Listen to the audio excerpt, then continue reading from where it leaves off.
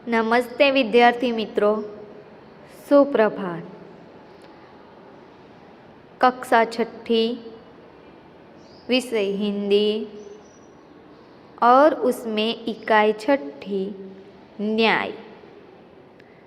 बच्चों, हम ये जो न्याय कहानी है वह आधी पढ़ चुके थे और आधी अभी बाकी है। तो हम आज आधी कहानी है न्याय उसे पढ़ेंगे। लेकिन बच्चों, उससे पहले मैं आपको याद दिला देती हूँ कि हम क्या पढ़ गए थे, है ना। तो चलो बच्चों, हमने देखा है कि दो मित्र थे, अली ख्वाजा और वाजिद। अली ख्वाजा मक्का शरीफ की यात्रा पर जाना चाहता है और उसके पास जो सोने की मोहरें थी वो एक तेल के गड्ढे में छिपाकर वाजिद के घर रखकर वो गड्ढा जाता है। और वाजिद एक दिन अपने घर पर दावत रखता है और तेल ख़त्म हो जाता है।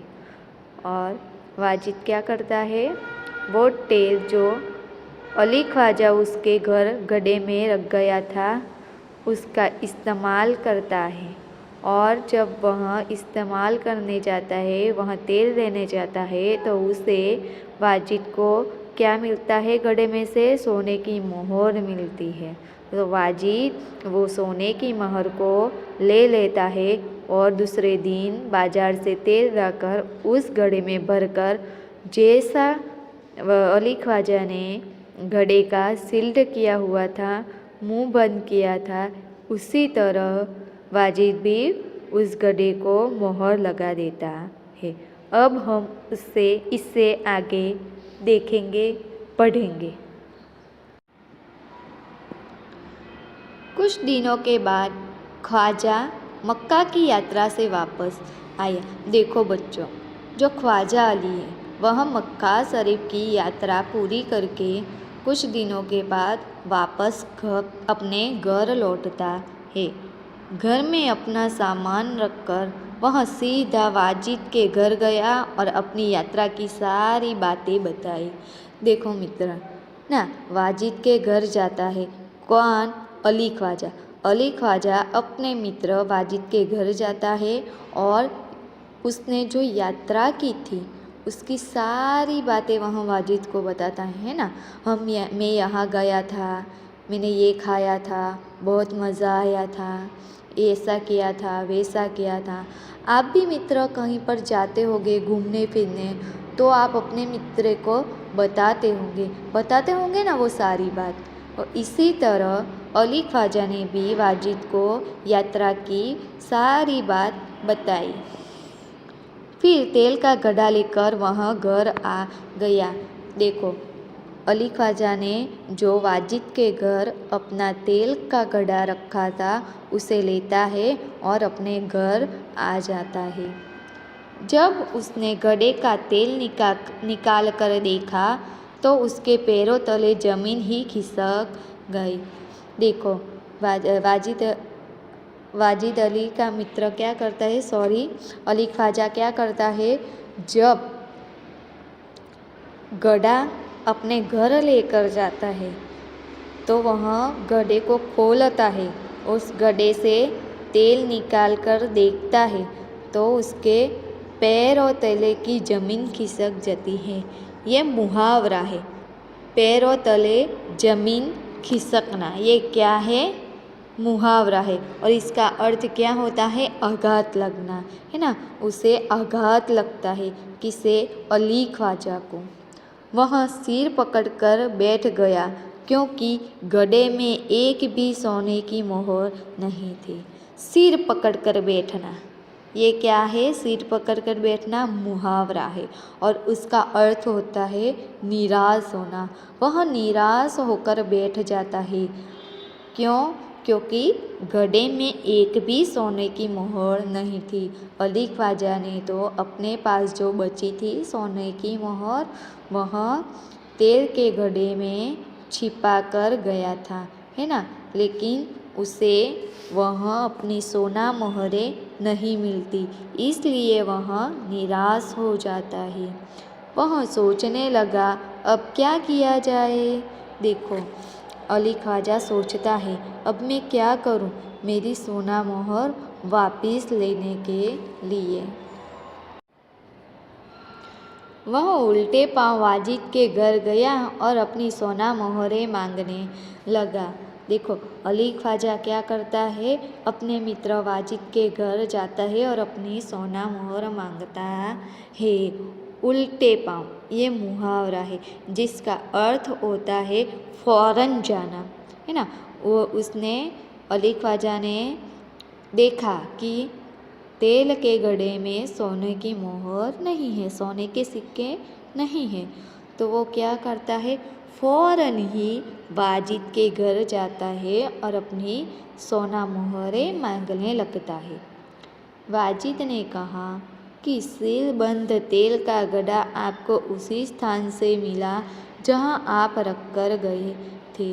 देखो, वाजिद क्या कहता है कि आप जैसे ही सीलबंद तेल का घड़ा रख कर गए थे, जिस स्थान पर रख कर गए थे, आपको वैसा तो मिल गया। मैंने तो उसे हाथ भी नहीं लगाया, मैंने क्या किया, उसे हाथ भी नहीं लगाया, ऐसा वाजिद कहता है। मैं कैसे मान लूँ कि उसमें सोने की मोहर थी। देखो, वाजिद क्या कहता है, मैंने तो उसे हाथ भी नहीं लगाया, मैंने तो देखा ही नहीं, तो मैं उसे कैसे मान लूँ कि उसमें सोने की मोहर थी। दोनों मित्रों में कहासुनी होने लगी। देखो, दोनों मित्र क्या करते हैं, दोनों मित्र के बीच में कहासुनी, ये जो कहासुनी है यह मुहावरा है और उसका अर्थ होता है वाद विवाद होना, है ना। तो दोनों मित्र के बीच में वाद विवाद हो जाता है क्योंकि वाजिद झूठ बोलता है। दोनों का झगड़ा सुनकर आसपास के लोग इकट्ठे हो गए, है ना। देखो, दोनों दोस्त क्या कर रहे होते हैं, झगड़ा कर रहे होते हैं, और जब कोई भी आपस में झगड़ा कर रहा होता हो तो बहुत ज़ोर ज़ोर से शोर आती है ना, बहुत ज़ोर से आवाज़ सुनाई देती है। तो इसलिए जो आसपास के लोग थे वह इकट्ठा हो जाते, वहाँ पर जमा हो जाते हैं। उन्होंने जब झगड़े को बढ़ते हुए देखा तो ख्वाजा से कहा कि आप काजी की अदालत में जाइए। देखो, वो दोनों के बीच में, अली ख्वाजा और वाजिद दोनों दोस्तों के बीच में झगड़ा बहुत ही आगे बढ़ने लगा। तो ये लोग जो सारे देख रहे थे वो क्या कह रहे थे ख्वाजा से कि आप काजी की अदालत में जाइए, काजी यानी कि न्यायाधीश की अदालत में जाइए, वहीं आपके झगड़े को मिटा सकता है। देखो, वही है जो आपके झगड़े है उसे मिटा सकता है और आपको न्याय दिला सकता है।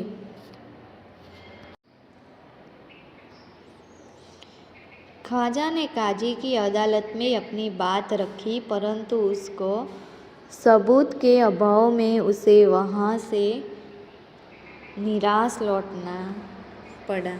अपनी बात रखना, ये क्या है, मुहावरा है जिसका अर्थ क्या होता है, जो घटना बनी हुई थी, जो भी उसके साथ हुआ था वो सारी बात बताना ना। सबूत, सबूत का अर्थ होता है किसी बात को सिद्ध करने का प्रमाण। अभाव यानी कि कमी, निराश यानी कि दुखी, हताश। ख्वाजा ने काजी की अदालत में यानी कि न्यायाधीश की अदालत में पूरी अपनी जो बात है वह बताई, है ना। लेकिन पक्के सबूतों के अभाव के कारण उसके पास पक्के सबूत की कमी थी, उसके पास पक्के सबूत नहीं थे, इसीलिए वहाँ से उसे निराश होकर लौटना पड़ा, है ना, दुखी होकर लौटना पड़ा। तब उसने बगदाद के खलीफा के यहाँ अपील की और न्याय मांगा। देखो अली ख्वाजा उसके बाद क्या करता है, जो बगदाद के खलीफा यानी कि पैगंबर का उत्तराधिकारी है ना, पैगंबर का जो उत्तराधिकारी था बगदाद का, उससे वह अपील करता है यानी कि निवेदन करता है और न्याय मांगता है। खलीफा ने उसकी अपील स्वीकार कर ली। देखो जो खलीफा है, पैगंबर का उत्तराधिकारी है, वह क्या करता है, उसकी अपील को, उसके निवेदन को स्वीकार कर लेता है। खलीफा ने सारे मामले पर विचार करने के लिए कुछ समय चाहा। देखो खलीफा क्या करता है, पहले ही न्याय नहीं ले लेता है ना, सारी जो बातें हैं वो क्या करता है, वह विचार करता है उस बात पर, उस मामले पर सोचता है और कुछ समय लेता है कि ये बात सच है। तो देखो बच्चों, हमें किसी भी बात को लेकर तुरंत ही निर्णय नहीं लेना चाहिए, है ना। हमें पहले उस बात को समझना चाहिए, सोचना चाहिए उस पर, है ना, फिर उस पर जो निर्णय लेना हो वो लेना चाहिए। एक सप्ताह बाद का समय सुनवाई के लिए दिया। देखो बच्चों, एक सप्ताह के बाद क्या कहा गया है, सुनवाई होगी, है ना। उसके बाद फैसला होगा कि कौन सही है और कौन गलत है। ख्वाजा और वाजिद का किस्सा अब प्रख्यात हो गया था। देखो सारे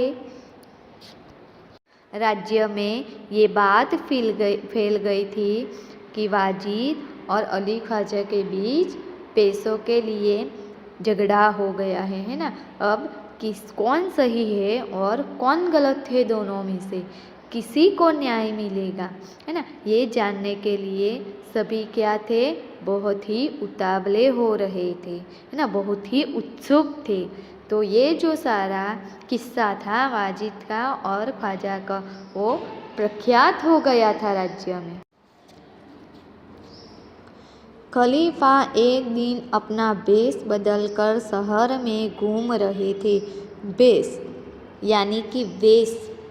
खलीफा एक दिन क्या किया, खलीफा ने अपना जो वेश है वो उन्होंने बदल लिया और पूरे शहर में घूम रहे थे। तभी उन्होंने कुछ लड़कों को न्यायालय का खेल खेलते हुए देखा। जब खलीफा शहर में घूम रहे थे तब कुछ बच्चे शहर में खेल रहे थे और वह किसका खेल खेल रहे थे, न्यायालय का खेल खेल रहे हैं ना। वो खलीफा देखते हैं, वह छिपकर उनका खेल देखने लगे। देखो खलीफा छिप जाते हैं और क्या करते हैं, उन बच्चों का जो न्यायालय का खेल है वह देखने लगते हैं। उन्हें लगा कि जो लड़का न्यायाधीश बना है वह बड़ा समझदार है। देखो खलीफा को क्या लगता है कि जो बच्चा इस खेल में न्यायाधीश बना है ना, वह बड़ा ही समझदार लड़का लगता है। न्यायाधीश यानी कि बच्चों जो सारी बात को सुनता है, समझता है, सोचता है, फिर उस पे फैसला सुनाता है, अपना न्याय दिलाता है ना सच्चे आदमी को, उसे न्यायाधीश कहते हैं। वह जिस तरह न्याय कर रहा है बिल्कुल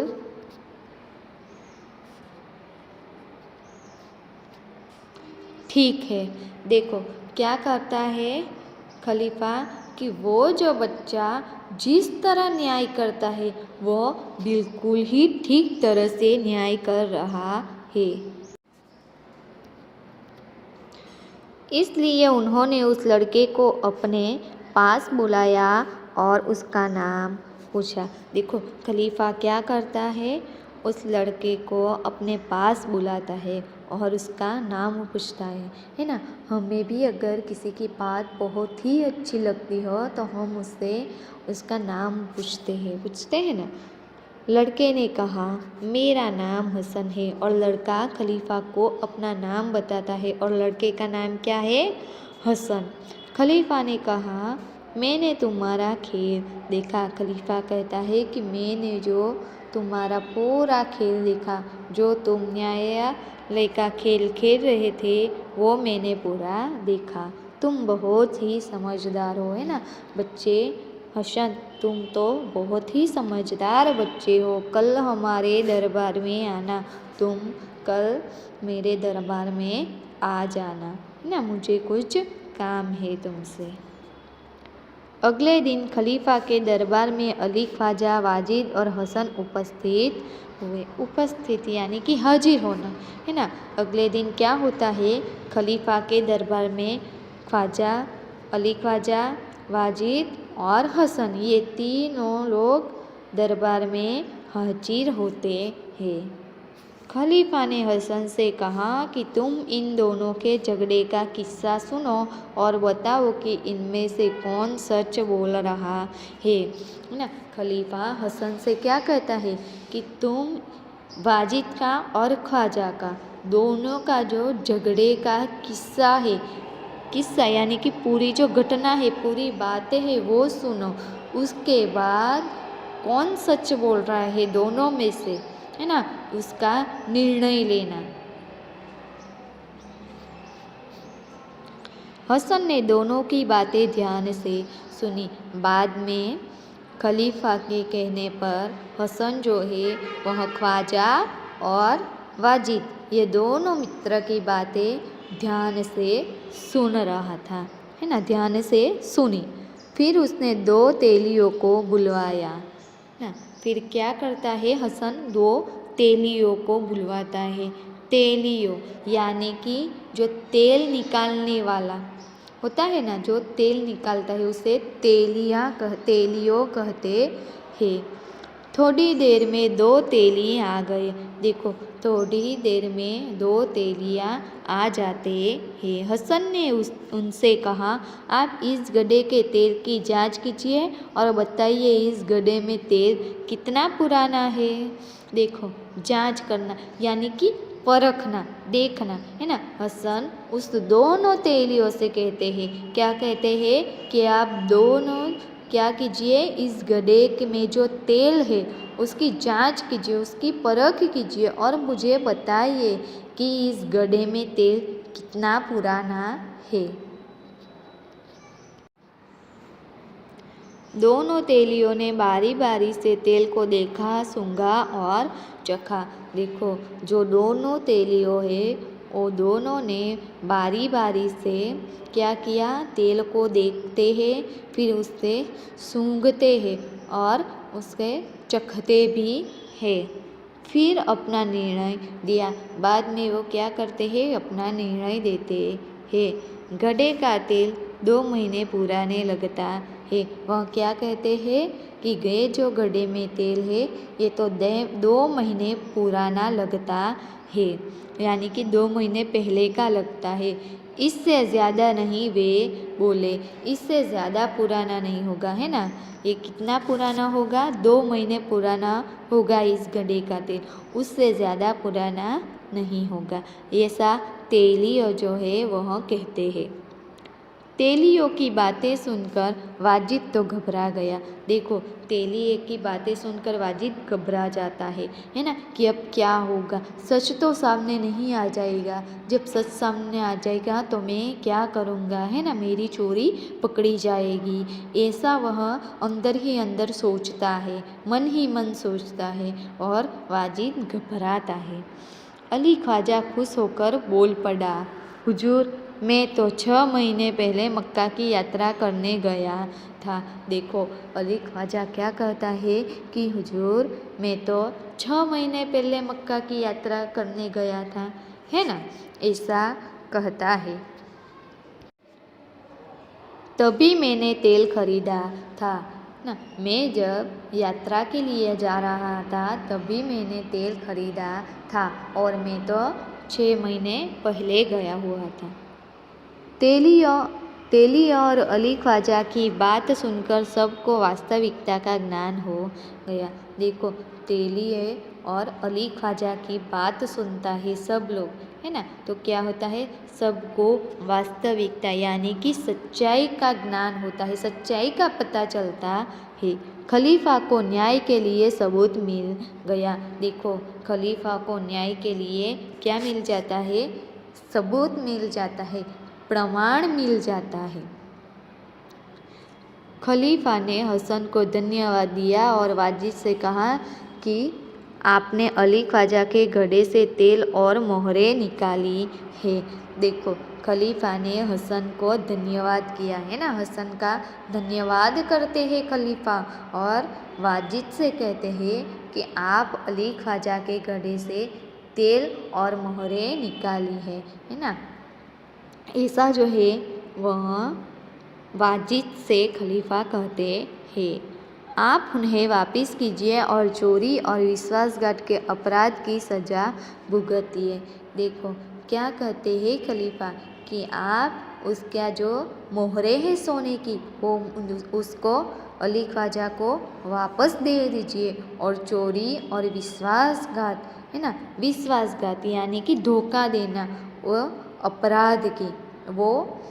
अपराध की क्या कीजिए, आप सज़ा भुगतिए, है ना। उसने जो गलती की थी, किसने, वाजिद ने, तो वह क्या हुआ, उसकी सज़ा उसे मिलेगी और वो सज़ा उसे भुगतनी होगी। खलीफा ने हसन को बहुत सारा पुरस्कार दिया। खलीफा क्या करता है, वह हसन नामक बच्चे को पुरस्कार देता है। पुरस्कार यानी कि इनाम, है ना, उस बच्चे को इनाम देता है।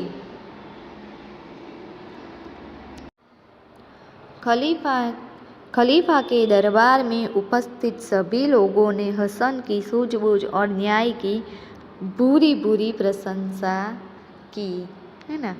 बुरी बुरी यानी कि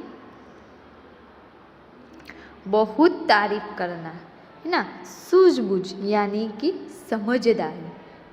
खलीफा ने क्या किया, अपने दरबार में जो उपस्थित यानी कि हाजिर लोग थे, दरबार में तो बहुत सारे लोग आते हैं ना, तो वो सभी लोगों से हसन की समझदारी के बारे में बात की और क्या किया, न्याय की बहुत ही तारीफ की, है ना, प्रशंसा की कि हसन तो बहुत ही समझदार लड़का है, उसने तो बहुत ही अच्छी तरीके से क्या किया, न्याय दिलाया अली ख्वाजा को, है ना। ये तो बहुत ही होनहार, बहुत ही होशियार बच्चा है। वो इस तरह वह हसन की तारीफ करता है। तो बच्चों, यहाँ हमारी जो न्याय कहानी है वह पूर्ण होती है ना। और इसमें जो स्वाध्याय अभ्यास है वो आपको अपनी हिंदी की नोटबुक में लिखना होगा। मैं आपको उसकी PDF भेज दूँगी जो आपको लिखनी है।